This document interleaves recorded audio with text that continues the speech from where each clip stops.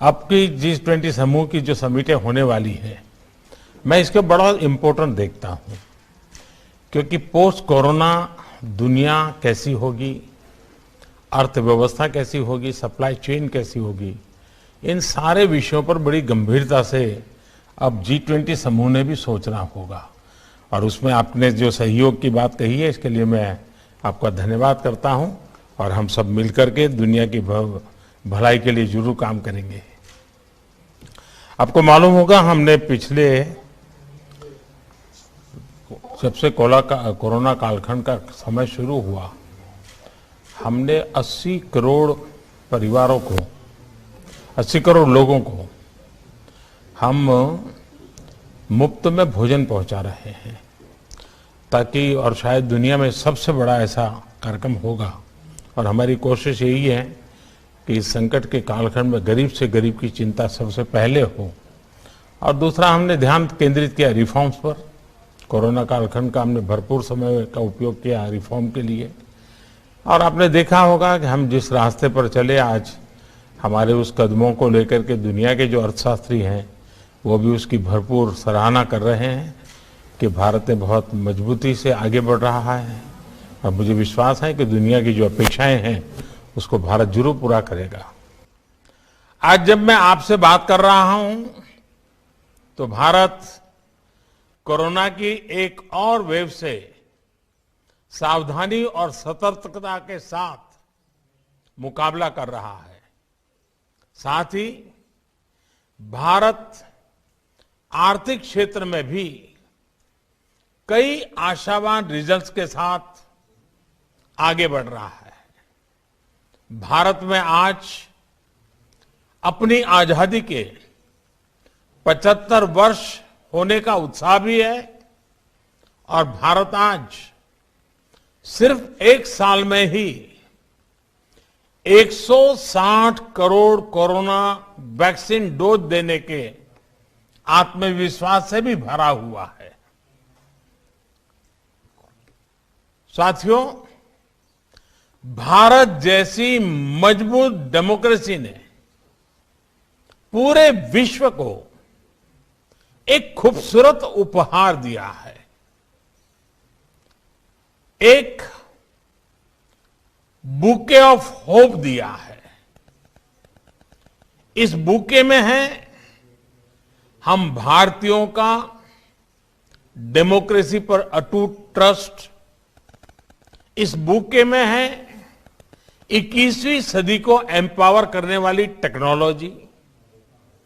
इस बुके में है हम भारतीयों का टेम्परामेंट, हम भारतीयों का टैलेंट। साथियों, भारत जैसी मजबूत डेमोक्रेसी ने पूरे विश्व को एक खूबसूरत उपहार दिया है, एक बुके ऑफ होप दिया है। इस बुके में है हम भारतीयों का डेमोक्रेसी पर अटूट ट्रस्ट। इस बुके में है 21वीं सदी को एम्पावर करने वाली टेक्नोलॉजी। इस बुके में है हम भारतीयों का टेम्परामेंट, हम भारतीयों का टैलेंट।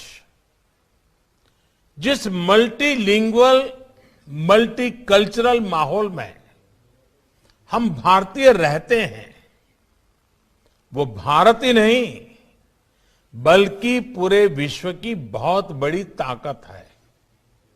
ये ताकत संकट की घड़ी में सिर्फ अपने लिए सोचना नहीं, बल्कि मानवता के हित में काम करना सिखाती है।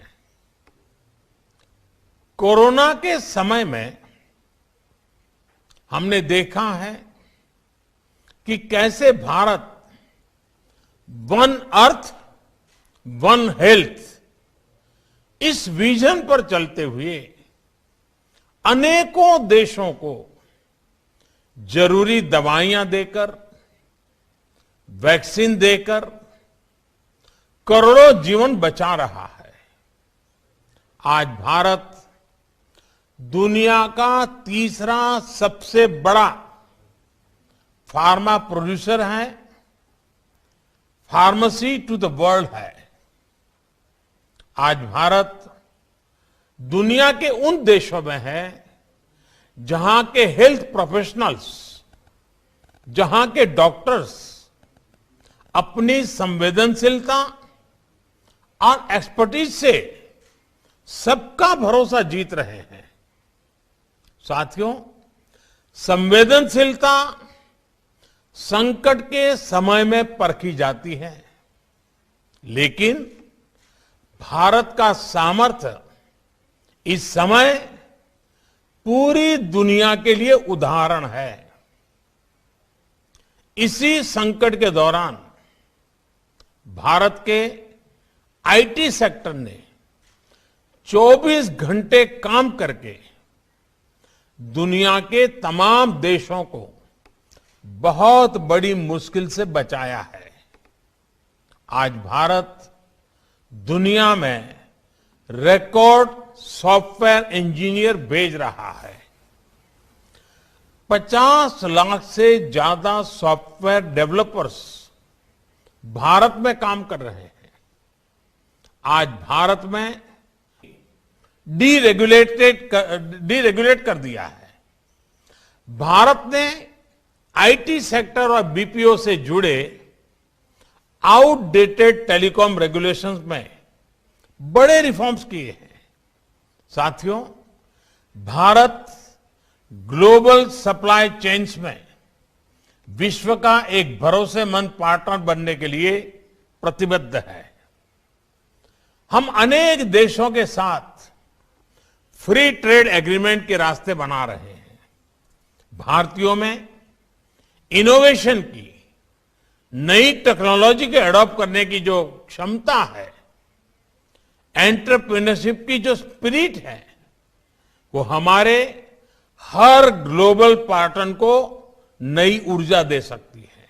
फ्रेंड्स, आज 2022 की शुरुआत में जब हम दावोस में ये मंथन कर रहे हैं, तब कुछ और चुनौतियों के प्रति सचेत करना भी भारत अपना दायित्व समझता है। आज ग्लोबल ऑर्डर में बदलाव के साथ ही एक वैश्विक परिवार के तौर पर हम जिन चुनौतियों का सामना करते रहे हैं, वो भी बढ़ रही हैं।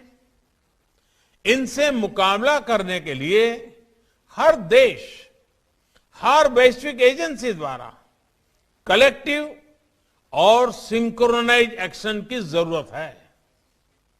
ये सप्लाई चेन के डिसरप्शन, इन्फ्लेशन और क्लाइमेट चेंज इन्हीं के उदाहरण है।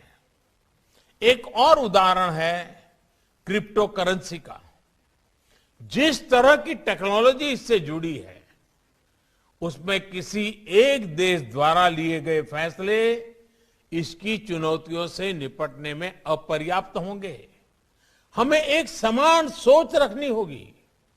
लेकिन आज वैश्विक परिदृश्य को देखते हुए सवाल ये भी है कि मल्टीलेटरल ऑर्गेनाइजेशंस नए वर्ल्ड ऑर्डर और नई चुनौतियों के निपटने के लिए तैयार है क्या? वो सामर्थ्य बचा है क्या? जब ये संस्थाएं बनी थी तो स्थितियां कुछ और थी। आज परिस्थितियां कुछ और है।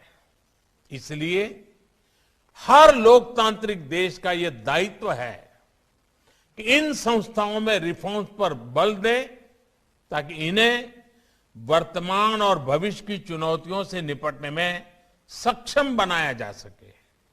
मुझे विश्वास है दावोस में हो रही चर्चाओं में इस दिशा में भी सकारात्मक संवाद होगा।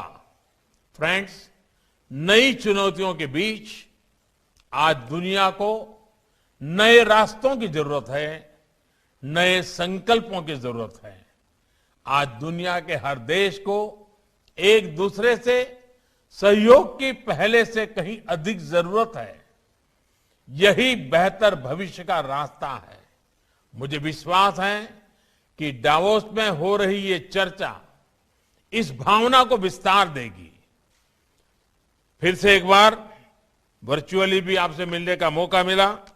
आप सबका बहुत बहुत धन्यवाद।